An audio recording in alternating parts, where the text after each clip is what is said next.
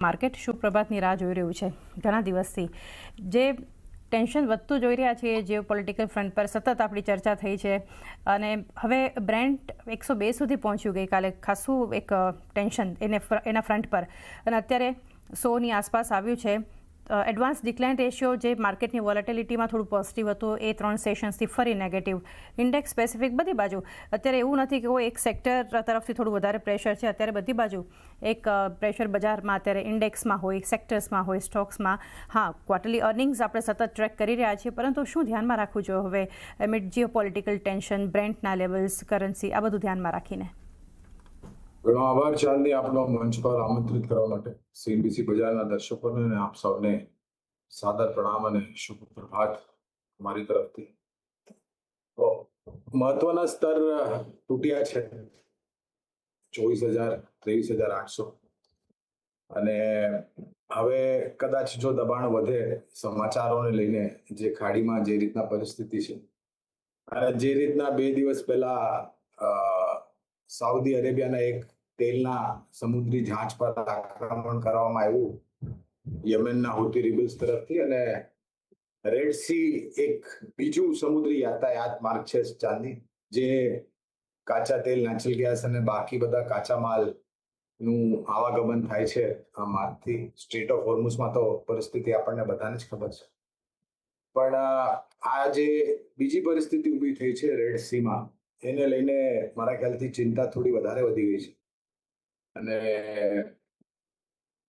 નિવારણ આનું વહેલી તારીખે આવે હાલની પરિસ્થિતિમાં એવું તો લાગતું નથી.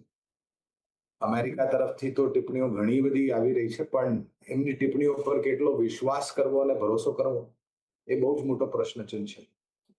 કાચું તેલ $100ની પાર ગયું ને આજે સવારે થોડું ઘણું નીચું છે. હું બ્રેન્ટની વાત કરું છું. નાઇમેક્સ પણ મારા ખ્યાલથી ઉપરની સપાટી પર જ કામકાજ કરે છે અને એની સાથે નબળો રૂપિયો ડોલર સામે. ગઈકાલે અમુક પરિણામ બી આવ્યા ચાંદી ફાર્મા ક્ષેત્રની કંપનીઓના, એ બી થોડા નિરાશાજનક હતા. આ બધા જ સમીકરણ જે છે નકારાત્મક, એ કદાચ આજે વળી પાછું આપણને નીચેની સપાટી જોવા મળે. અને આજે શુક્રવાર છે ચાંદી, અઠવાડિયાનો છેલ્લો દિવસ. આજે આવતીકાલે એટલે શનિવારે અને રવિવારે શું પરિસ્થિતિ ઉભરીને આવે છે અને શું સમાચારો આવે છે ખાડીને લઈને ખાસ કરીને, એ મારા ખ્યાલથી બહુ જ મહત્વપૂર્ણ છે અને એની પ્રતિક્રિયા આપણે સોમવારે પણ આપશું. પણ આ જે પરિસ્થિતિ ઊભી થઈ છે એના કારણે દબાવ થોડો બજારમાં રહેશે, અને કારણ કે મહત્વના સ્તર તૂટી ગયા છે તો કદાચ 23,500 સુધી બી જવાની તૈયારી રાખવી જોઈએ એવું હાલની પરિસ્થિતિ લાગે છે.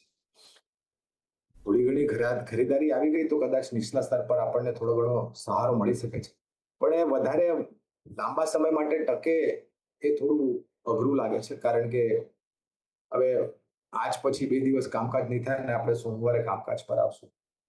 ચોમાસાને લઈને થોડી પરિસ્થિતિ સુધરી છે, પણ જે વરસાદનો ફેલાવ છે, જે ડિસ્ટ્રીબ્યુશન છે, એ વધારે મહત્વપૂર્ણ છે ધ્યાનમાં રાખવા માટે. શક્ય છે કે અહીંયાથી થોડું દબાણ વધી શકે છે. તમે કારોબાર કરતા હો ટૂંકા મધ્યમ ગાળા માટે, જો તમે ટ્રેડિંગ કર્યું હોય તો તમારી જોખમ અનુસાર અને તમારી બુદ્ધિમત્તા અનુસાર સ્ટોપ લોસીસ રાખો અને એ રીતના કામકાજ કરો. સ્ટોપ લોસ ટ્રિગર થઈ જાય છે ચાંદી, સ્ટોપ અને નુકસાન બાંધી નથી શકતા, એના કારણે તમે ડિલિવરી લઈ લો છો. એ ભૂલ ક્યારે નહીં કરો. તમે તમારી જે માનસિકતા છે એક જગાડે રાખો. ક્યાં ટ્રેડિંગ કરતા હો તો ટ્રેડિંગ કરો અને સ્ટોપ લોસીસ પર અમલ કરો. અને જો તમે રોકાણકાર હો, જેની ભલામણ હું દરેક વખતે કરું છું, આવી રીતના પરિસ્થિતિ આવે છે ચાંદી બજારમાં, તો મારા ખ્યાલથી થોડી માનસિકતામાં પરિવર્તન કરવાની જરૂર છે, કારોબારથી, ટ્રેડિંગથી, ઇન્વેસ્ટમેન્ટથી. કારણ કે આ સ્તર અને આ જે નીચલી સપાટી આપણે જોઈ રહ્યા છે, એ મારા ખ્યાલથી રોકાણકારો માટે બહુ જ મોટી તક છે. અને જેમ મેં ગયા વખતે બી કીધેલું ચાંદી કે મેં મારી એસઆઈપી આજે બી બંધ નથી કરી, ઉપરથી 2 હજુ ઉમેરી છે, મેં એડિશન કરી છે મારી એસઆઈપીમાં. તો આ એક લાભ છે લાંબા ગાળાના રોકાણકારો માટે, રોકાણ કરવા માટે. અને એક બીજી વિચારધારા, આ મારી વ્યક્તિગત વિચારધારા છે. નવેમ્બરના મહિનામાં મિડ ટર્મ્સ છે અમેરિકામાં, અને જે રીતની રેટિંગ ટ્રમ્પની છે, મારા ખ્યાલથી વહેલી તારીખે આ ખાડીમાં નિવારણ લઈને આવે અને યુદ્ધ વિરામની પરિસ્થિતિ ઊભી કરે એ વધારે યોગ્ય છે. જો આવી રીતે જ ચાલતું રહ્યું તો કદાચ મિડ ટર્મમાં બહુ જ મોટી હામી ટ્રમ્પે સામનો કરવો પડશે, કારણ કે એમની પોપ્યુલારિટી જે છે એ એકદમ નીચલા સ્તર પર ગઈ છે. એટલે હવે પરિસ્થિતિ એવી છે ને કે કોણ પહેલ કરે છે ચાંદની, અમેરિકા કે ઈરાન? અને આ બધાની વચ્ચે મારા ખ્યાલથી જે આક્રમણ અમેરિકા ઈરાન પર કર્યું અને ઈરાને બાકી ખાડી દેશો પર કર્યું છે, એને લઈને પણ મારા ખ્યાલથી થોડી ચિંતા વધારે પડતી છે. હવે જોઈએ આજે, આવતીકાલે અને પરમ દિવસે શું પરિસ્થિતિ ઊભી થાય છે અને સમાચારો શું આવે છે. પણ રોકાણકારો હો તો સ્ટોપ લોસીસનું બહુ જ ધ્યાન રાખો અને એ પ્રમાણે કામ કરો.